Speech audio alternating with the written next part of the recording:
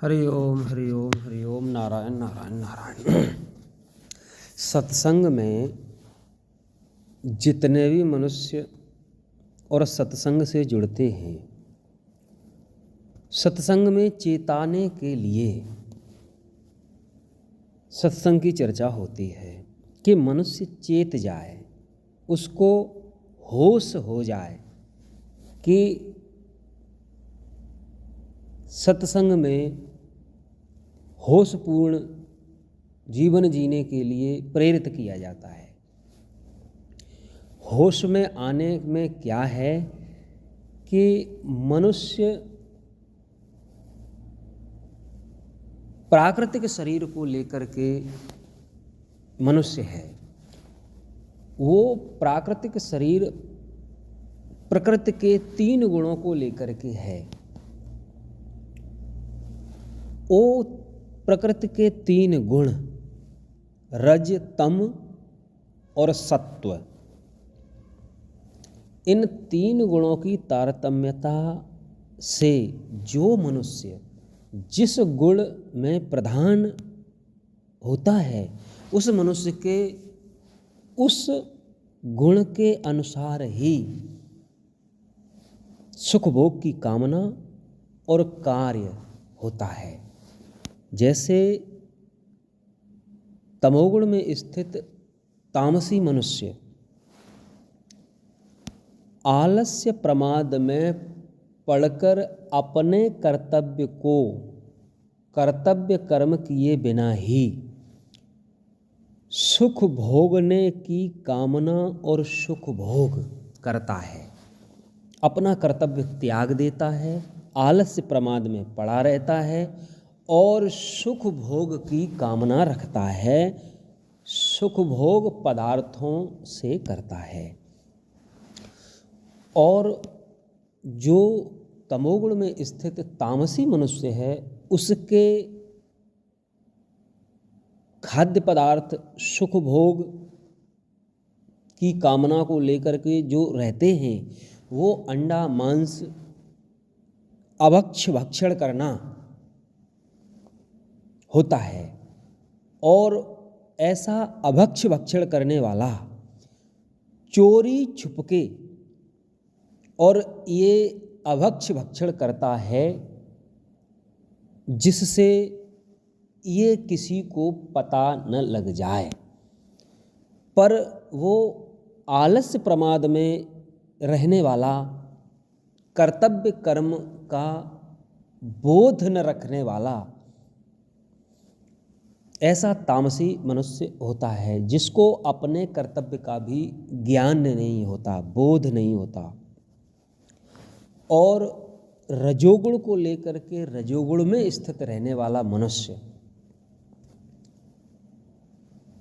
कर्तव्य करता है, पर वो कर्तव्य अपने सुख भोग के लिए कर्तव्य कर्म करता है और अपने सुख भोग के लिए कर्तव्य कर्म करने में अन्य किसी को भी कितना ही दुख हो, कितना ही किसी का नुकसान हो, तमोगुण रजोगुण में स्थित रहने वाला मनुष्य इस बात की परवाह नहीं करता कि मेरे कर्तव्य कर्म के द्वारा कितना किसको दुख और हानि पहुंच रही है।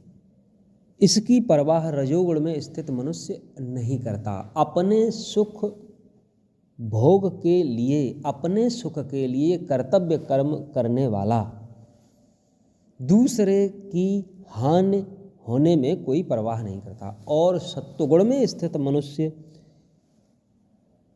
ज्ञान और सुख भोग की आसक्ति से बंधा रहता है। ज्ञान और सुख भोग की आसक्ति से सत्वगुण में स्थित मनुष्य बंधा रहता है। जो ज्ञान तो होता है, उसको अपने कर्तव्य का ज्ञान होता है, कर्तव्य करता है, पर सुख भोग की कामना से, सुख भोग की आसक्ति से सत्वगुण में स्थित मनुष्य भी बंधा रहता है। तो इन गुणों की तारतम्यता से मनुष्यों के कर्म, स्वभाव और भोग पदार्थ से पता लगता है कि कौन मनुष्य कैसी प्रवृत्ति प्रकृति वाला है। तो जो जैसी प्रकृति वाला मनुष्य, उसको उसके आचार विचार, बोलचाल से पहचान कर और समर्थन देने में सावधान रहना चाहिए कि हम कैसे मनुष्य का समर्थन कर रहे हैं। अगर तामसी मनुष्य का समर्थन करोगे तो तमोगुण में स्थित रहकर अत्याचार करने वाला अत्याचार ही करेगा। रजोगुण में स्थित मनुष्य के अगर समर्थन में कोई चला जाए तो वो अपने सुख भोग के लिए कर्तव्य करेगा, अन्य किसी की उसे कोई परवाह नहीं होगी। सत्वगुण में स्थित मनुष्य के समर्थन में अगर कोई जाएगा तो वो सत्वगुण में स्थित मनुष्य अपने जैसा बनाने की कोशिश करेगा कि सभी सुखी हो जाएं और सभी ज्ञानी हो जाएं। रजोगुण में स्थित मनुष्य अपने जैसा नहीं बनाता है, पर अपने सुख भोग में कमी नहीं होने देता। और तामसी मनुष्य तो कर्तव्य कर्म का बोध ही नहीं होता। तामसी मनुष्य को कर्तव्य कर्म का बोध नहीं होता, उसे बोध ही नहीं रहता है कि मुझे क्या करना चाहिए, क्या नहीं करना चाहिए। और आलस्य प्रमाद में पड़ा रहने वाला अपने कर्तव्य कर्म को भी छोड़ बैठता है। जब अपने कर्तव्य को छोड़ बैठा, ऐसा मनुष्य करेगा भी क्या। तो समर्थन सोच समझ करके और जागरूक होकर के देना चाहिए। समर्थन देने से जो जिसका समर्थन देता है वो फिर उसका वैसा ही बाहुल्य बढ़ जाता है और मनुष्य उसके अनुसार ही चलने लगता है। तो बढ़ावा नहीं देना चाहिए। समर्थन देने से जैसे मनुष्य का समर्थन दे करके और बढ़ावा दिया जाएगा, वो मनुष्य फिर वैसे ही आचार व्यवहार को लेकर के और आचरण करने लग जाएगा। इसलिए बढ़ावा देना, समर्थन देना नहीं चाहिए। हरि ओम।